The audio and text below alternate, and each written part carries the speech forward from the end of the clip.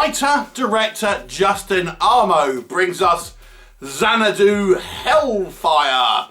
And this is a science fiction kind of fish out of water comedy that's very much like Turbo Kid. And no, this movie does not star Olivia Newton-John. So yes, this kind of is a strange hodgepodge of many different kind of genres. I would say primarily a kind of Mad Max-esque style apocalypse movie coupled with a kind of comedy fish out of water tale. So we have two storylines, two kind of timelines, so to speak. We're initially introduced to Xanadu, who is kind of a warrior, princess to her kind of tribe of post-apocalyptic survivors out in the kind of the far future somewhere, battling marauders. She has a rivalry with her sister to become kind of like clan leader, etc., etc. So there's that. But we also have a timeline in 2022 where we have this 8-year-old girl who is reading comics about Xanadu Hellfire. Don't ask how, it doesn't matter. Anyway, and she's kind of a kid who has a little bit of an attitude, but in a cute way. And her kind of birthday wish, so to speak, is to summon Xanadu Hellfire from the future. And she finds out a way to do this. That's exactly what she does. So Xanadu is transported from the far future back to 2022, and therefore it becomes a kind of fish out of water tale with Xanadu, you know, adapting to modern life, but also at the same time teaching our little 8-year-old girl lessons and things like this, and her father, etc. But of course, we get a bit of conflict in the fact that we have some time travelers from the future coming back to find Xanadu. And obviously that is your conflict for the movie. So what will happen? You'll have to watch the movie and find out. So the director here, I believe, is responsible for the Bloodsucker Jones movies. It's I think I at least put the trailer up for one of them kind of like some years ago. And it's a strange tonal mix, this film. It is unapologetic in its fact that it is taking cues from other movies. It is such a kind of milkshake, so to speak. It's such a cocktail of other properties to kind of make this one. You can kind of point to many, but primarily, as I'd say, a post-apocalyptic Mad Max kind of style adventure mixed with a fish out of water. It reminds the tone of it, the nearest one is Turbo Kid, because that was kind of a fun kind of retro feel to it, and this is kind of that, but not quite as clever. So what do I think works in this movie? I mean, it's a strange mix. It does make it have a somewhat kind of unique kind of feel to it, I have to say. Because you have this kind of what is typically, I would say, post-apocalyptic movies tend to be skewing sort of to an older audience, I would suggest. So you have that kind of subject matter with the kind of the typical kind of like Legion of Doom sort of style armour and stuff like that. Admittedly, some of these masks they're wearing I recognise from Wish.com, but there you go. Yeah, but they kind of have all that kind of thing going on. There's lots of kind of swearing in this movie, but the tone of it is like a family film. So this is like a kids film, but with excessive swearing. Weird.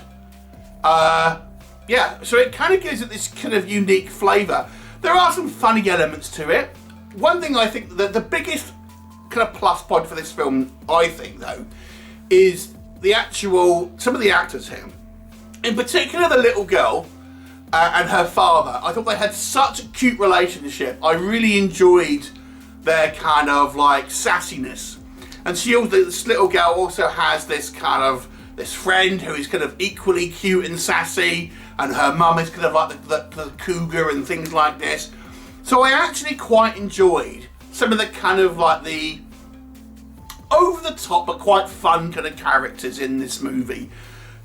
Not so much the post-apocalyptic ones, to be honest, but the kind of the modern day ones at least. I thought there were some fun sort of characters there, which I kind of quite enjoyed. It is kind of fun looking at all these clear references and homages, shall we say, to other kind of movies that have gone before it. You know, you'll recognise things like the Dolph Lundgren kind of Masters of the Universe kind of movie, Thor, the aforementioned kind of like Turbo Kid, such as like I've said, Mad Max. All these kind of things, they're all kind of there, and the movie makes no bones about the fact that it is so influenced by these kind of movies. And I do think for a younger audience, if you can get past the swearing, there's probably a little bit to enjoy here. I've seen a few films where I feel that they've skewed younger, but I'm thinking, who would watch this? Why would a kid watch this? You know, I think a kid would enjoy this movie because there's lots of kind of like colourful villains and laser effects and kind of cool costumes and stuff like that, and the comic book aesthetic, the futuristic aesthetic. We've got lizard men who's the makeup for, there's a couple of like weird in the future lizard men for some reason, but it looks really cool. I wish they had done more with that. But yeah, there's some cool aspects that I think kids would enjoy. But herein lies one of the problems, is that, like I've said, it has this very young kind of feel to it, where, you know, you've just got to accept, oh yeah, there's a staff that this guy has in his cupboard that can summon a fictional character from a comic. Just go with it, you know. So don't be looking for any type of actual kind of, you know, stakes and kind of explanations about what's kind of going on. It's just go with it, you know. Don't worry about that. But it has, like I said, quite a lot of swearing in it, and like not just like, you know, shits and stuff. Proper, quite a lot of f-bombs. So it's a strange decision to put that in there, if I'm honest. They would have been better off, I would suggest, of not having that and purely going for a kids' film. It's a strange decision. But do kids watch B movies? I guess that's the question, because, you know, maybe parents of people who watch this channel. You know, there you go. But yeah, it's kind of like this odd tone. So can it appeal to adults? Is it like a cross-pollination where adults can kind of enjoy it as well? Well, it's a little bit too kiddie for adults. Now, like, again, I'm going to refer to Turbo Kid here because that struck a great balance between, you know, an enjoyable movie with characters that you could kind of attach to, enough silliness that you kind of enjoyed it, but still kind of like one toe dipped in some type of stakes where you believe the characters were in danger. This one hasn't got any of that. So it's kind of like a cartoon show where everyone ejects out the kind of the planes and everyone's going to be okay. There's no kind of stakes or anything like that. It just feels like too kiddie for adult audiences, and its language is too adult for children. I have to say as well, the plot here is really meandering. I was halfway through this movie and I'm thinking, what's this movie actually about? Because I don't really feel like it has any actual kind of forward momentum in regards to, you know, a narrative. Yeah, I get that this kind of like, this Xanadu has kind of appeared in the modern age and stuff, but it just seems like that just happened because a kid wanted it. It doesn't really seem like it's for any narrative purpose, if you see what I mean. So it really feels like it's just flapping in the wind in regards to narrative threads, and you know, it goes on a tangent with like massively long flashbacks. I'm thinking, do we really need like a 10-minute flashback about how she learned how to kind of fight or whatever? And just like, we don't need to know that, you know. We can assume that she's obviously a warrior and stuff. So we have these kind of long sequences that I just don't know if for example, kids will be interested in. So it kind of outstays its welcome. This to me is a good example of a short film expanded into a feature length.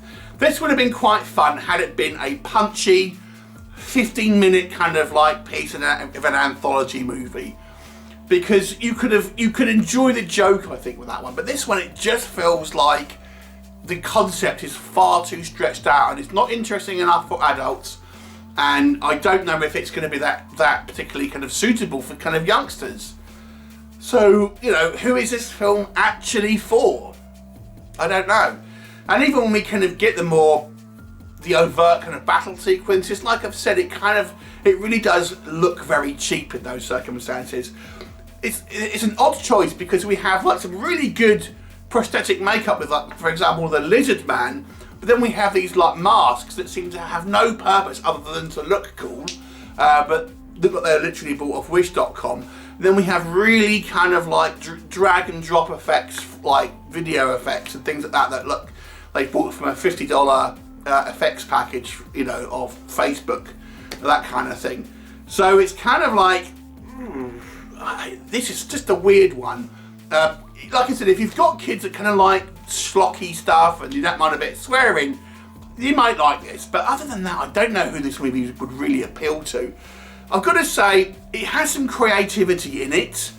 I quite liked some of the characters. I thought the young girl here has got a bright future, who plays the daughter. But as a narrative, it's just not interesting, unfortunately. So it's a 4 out of 10. Have you seen it? What did you think of it? Leave me a comment and I'll look forward to it next time. Bye for now.